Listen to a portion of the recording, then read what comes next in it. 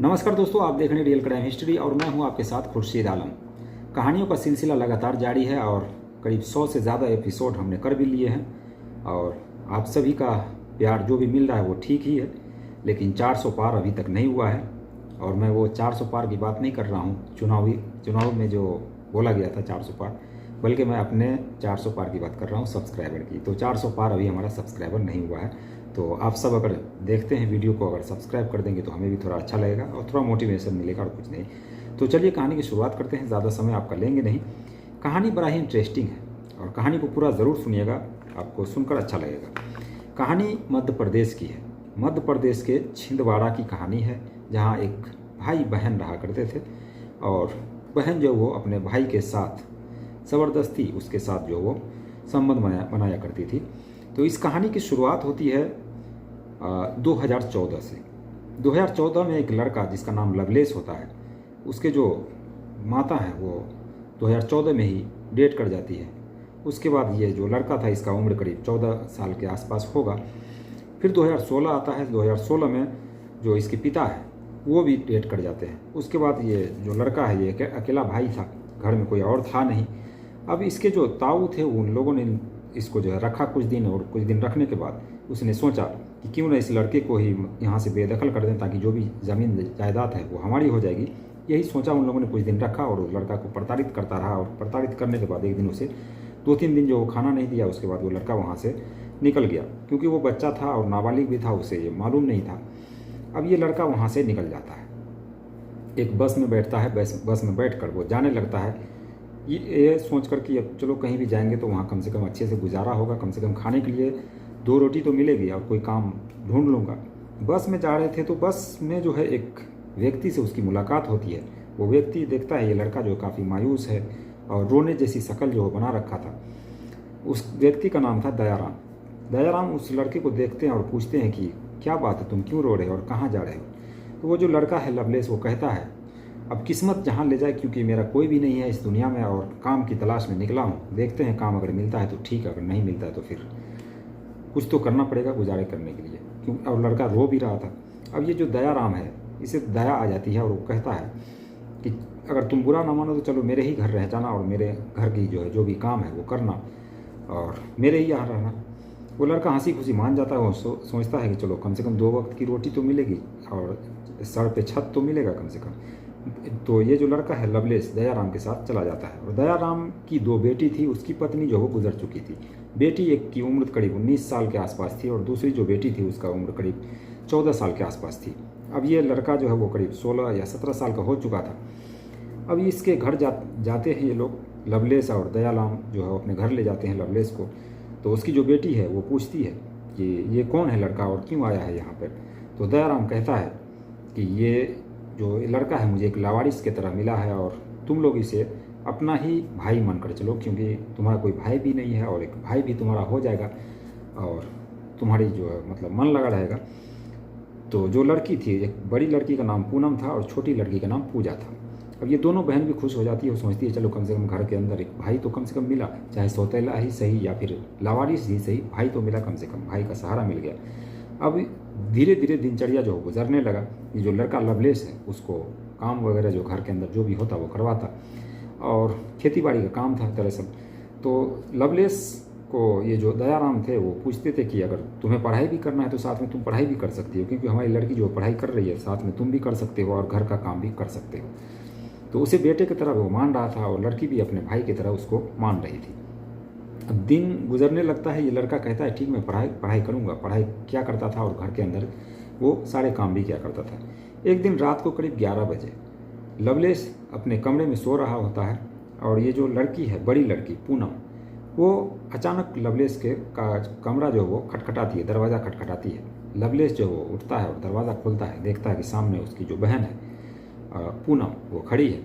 पूनम फ़ौरन अंदर आ जाती है और दरवाज़ा जो वो अंदर से लॉक कर लेती है। ये जो लवलेश है वो पूछता है कि आखिर तुम अचानक मेरे कमरे में क्यों और क्या बात है।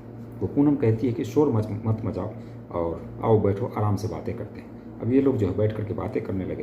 अब पूनम कहती है कि दरअसल मैं तुमसे प्यार करती हूँ और तुम्हारे साथ अपना वक्त बिताने के लिए आई हूँ, यानी कि रात गुजारने के लिए आई हूँ तुम्हारे पास। ये सुनकर लड़का लवलेश कहता है कि मैं एक गरीब आदमी हूँ और मेरी इतनी हैसियत नहीं कि मैं तुम्हारे साथ ये सब कर सकूँ, और वैसे भी मैं घर का नौकर हूँ, तो इस तरीके से पेश आना ठीक नहीं है, आप जो है अपने कमरे में चले जाओ, क्योंकि वो बड़ी बहन मानता था उसे। लेकिन ये जो पूनम है वो जाने को तैयार नहीं थी। वो कहती थी कि मैं तुम्हें जब से देखी हूँ पहली नज़र में उसी वक्त मुझे प्यार हो गया था, और ये प्यार जो है वो इतना ज़्यादा है कि मैं तुम्हें छोड़ नहीं सकती। तो इस पर लवलेश कहता है कि नहीं, ये सब गलत है। लेकिन इसके मना करने के बावजूद पूनम कहती है, अगर तुम मेरे साथ प्यार नहीं करोगे तो मैं अपनी जान दे दूंगी। अब ये लड़का जो मजबूर हो जाता है, मजबूर होने के बाद अब कहता है कि ठीक है, तुम प्यार करो, कोई बात नहीं, मैं भी करूँगा, तो अभी फ़िलहाल तुम जो है वो अपने कमरे में चले जाओ, नहीं तो किसी को पता लग गया तो फिर बवाल हो जाएगा। तो पूनम जो है, लवलेश जब हाँ कहता है तो पूनम जो है राजी राजी अपने कमरे में उस दिन चली जाती है। अगला दिन आता है। अगला दिन भी रात के 11 बजे पूनम दरवाज़ा खटखटाती है, और ये जो लवलेश है वो दरवाज़ा खोलता है। दरवाज़ा खोलने के बाद देखता है कि पूनम खड़ी है। पूनम अंदर आती है, ठीक उसी तरीके से वो दरवाज़ा लॉक करती है। लॉक करने के बाद लवलेश के पास जाती है, और लवलेश बार बार मना करता रहता है, लेकिन पूनम जो है वो रोने लगती है और लवलेश को अपनी बाहों में भर लेती है। बाहों में भरने के बाद अब ये जो लवलेश है इसके अंदर भी वो इश्क का भूत सवार हो जाता है, क्योंकि कोई भी कुंवारा लड़का या लड़की अगर दोनों एक साथ मिलेंगे तो जाहिर सी बात है कि दोनों के मन में वो प्यास जगेगी, वो उमंग जगेगा जो उसे चाहिए था। तो यही होता है। लवलेश भी जो है वो जोश में आ जाता है और पूनम को अपनी बाहों में जकड़ लेता है। जकड़ने के बाद अब इन दोनों का जो रिलेशन है वो बनने लगता है, संबंध बनने लगता है। रात भर संबंध बनता है, कई बार संबंध बनता है, क्योंकि ये दोनों जो है कुंवारे थे। संबंध बनने के बाद अब ये लड़की जो है सुबह होने से पहले अपने कमरे में चला जाया करती थी। कुछ 6 महीने का वक्त बीतता है। 6 महीने तक इसी तरीके से ये सब कुछ चल रहा था, और इसकी जो पूनम की जो छोटी बहन थी पूजा, उसको ये चीज़ जो है वो मालूम नहीं थी। लेकिन एक दिन पूनम जो लवलेश के कमरे में ही सो जाती है, और कमरे में जब वो सो जाती है, पूजा सुबह जब जगती है देखती है कि उसके घर का दरवाज़ा खुला हुआ है, और पूनम जो कहीं है नहीं। इधर उधर देखती है, कहीं भी पता नहीं लगता। वो अपने पिता को कहती है कि पूनम जो कहीं नज़र नहीं आ रही है। पिता आते हैं, उसके बाद देखते हैं ये जो लवलेश है इसका कमरा बंद होता है। दरवाज़ा नॉक करता है, लवलेश दरवाज़ा खोलता है तो अंदर जो है वो पूनम और ये दोनों मौजूद थे। अब ये देखकर जो दयाराम है इसको गुस्सा तो काफ़ी आता है। पूजा को भी गुस्सा आता है कि उसकी जो बहन है वो एक लड़के के साथ सोई हुई है, यानी कि मुंह बोला एक तरीके से भाई था उसके साथ सोई हुई है। तो पूजा को ये काफ़ी बुरा लगता है और दयाराम को भी काफ़ी बुरा लगता है। अब ये जो दयाराम है अब उसको घर से तो नहीं निकलता है, लेकिन दोनों को बहुत ज़्यादा डांट और फटकार लगाता है, और लवलेश जो है वो काफ़ी मायूस रहने लगता है। अब इसी तरीके से कुछ दिन बीतते हैं, 2-4 दिन बीतते हैं। 2-4 दिन बीतने के बाद ये जो दयाराम है वो घर के अंदर दाखिल होता है। दाखिल होने के बाद वो अचानक से गिर जाता है। गिरने के बाद वो जो दयाराम है उसके सर पर बहुत ज़्यादा चोट लगती है, उसे हॉस्पिटल ले जाया जाता है, लेकिन वो बच नहीं पाता। अब ये जो पूजा नाम की लड़की थी, जो छोटी लड़की थी, वो ये सारा ब्लेम जो है वो लवलेश के ऊपर डाल देती है। तो कहती है कि इसी ने मेरे पिता को मारा है, और पुलिस को फ़ौरन फ़ोन करती है। फ़ोन करने के बाद जो पुलिस है ये लवलेश को उठाकर ले जाती है। अब ये इसकी उम्र जो है वो करीब 1-1.5 साल बीते थे, करीब 1 साल का वक्त बीता था, तो करीब 17 या 17 साल के आसपास होगी। तो पुलिस जो है इसको गिरफ्तार करके ले जाती है, और पूनम और पूजा ये दोनों 2 ही बहन थी, इसके अलावा इसके घर में कोई और था नहीं। तो पूजा जो सोच रही थी कि कहीं ये जो जायदाद में हिस्सा ना ले ले, इसी वजह से उसका नाम फंसाया। अब ये लवलेश चला जाता है जेल के अंदर। कुछ दिनों बाद जो है वो लवलेश छूट जाता है, क्योंकि ये नाबालिग था, और नाबालिग को जो है अलग जगह भेजा जाता है। नाबालिग 3 साल बाद छूट कर आता है। छूट कर आने के बाद अब वो 19 साल का हो चुका था, और ये जो पूनम है वो करीब 22 या 21-22 साल की हो चुकी थी। अब ये लवलेश सीधे पूनम के घर आता है, और घर आने के बाद पूनम को अपनी बाहों में भरता है और कहता है कि मेरी वजह से तुम्हें परेशानी हुई, और मैं जो है वो जेल काट के आया हूँ। पूनम इस बात पर वो भी रोने लगती है और कहती है कि कोई बात नहीं, तुमने जेल काटा, और ये जो बीच का दिन था वो मैंने कैसे काटा वो मैं जानती हूँ। लेकिन ये सब बात जो है वो पूजा को रास नहीं आ रही थी। अभी भी वो चाह रही थी ये जो लवलेश है पूनम से दूर हो जाए, उसकी बहन से दूर हो जाए, लेकिन ये दोनों साथ जीने मरने की कस्में खा रखे थे, इसलिए ये लोग अलग होना नहीं चाह रहे थे। और क्योंकि ये दोनों बालिग भी हो चुके थे, तो अब लवलेश और पूनम ने, इन दोनों ने मिलकर शादी रचा ली एक मंदिर में जाकर के, और उसके बाद से उसी घर के अंदर रहने लगे। और इस तरीके से ये जो ज़मीन जायदाद थी जो भी, तो ये दोनों बहनों के नाम पर जो है बंटवारा कर दिया गया और पूजा जो है अलग हो गई और पूनम अलग हो गई उसी घर में। तो ये थी एक कहानी और एक खूबसूरत कहानी कह सकते हैं इसको। कोई इसमें किसी तरह का कोई मर्डर या फिर ये सब चीज़ नहीं हुआ। हालांकि दयाराम की जो मौत हुई वो अचानक से हुई, उसको गिर जाने से हुई, तो इसमें किसी तरह का कोई मौत नहीं हुआ और एक अच्छी जो इसकी एंडिंग होती है वो हैप्पी एंडिंग होती है।